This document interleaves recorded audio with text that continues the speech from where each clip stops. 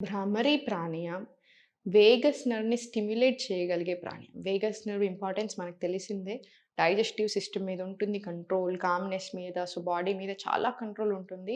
So మనకి body com అవ్వడానికి, headaches, migraine ఉన్న తగ్గడానికి, నర్వస్ సిస్టమ్‌ని కామ్ డౌన్ చేయడానికి, ఎస్పెషల్లీ పారాసింపథెటిక్ నర్వస్ సిస్టమ్‌ని కామ్ డౌన్ చేయడానికి, పీస్‌ఫుల్‌గా ఉంచడానికి, హెడేక్స్, స్ట్రెస్ అండ్ యాంగ్జైటీ ఇట్లాంటి ఎన్నో ప్రాబ్లమ్స్ నుంచి చాలా బాగా రిలీఫ్ ఇస్తుంది.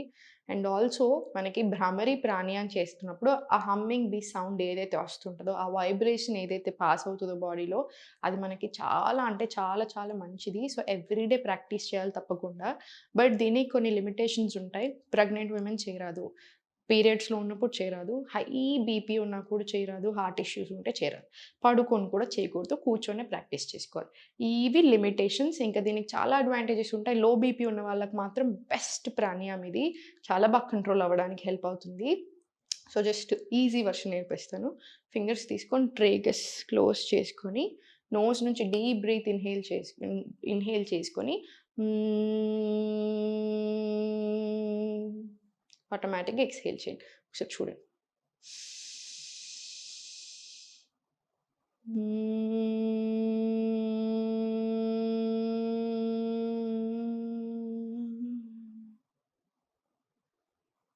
ఇలా. ఇది 7-9 రౌండ్స్ ప్రాక్టీస్ చేయండి ఎవ్రీ డే. చాలా అంటే చాలా మంచిది మనకి.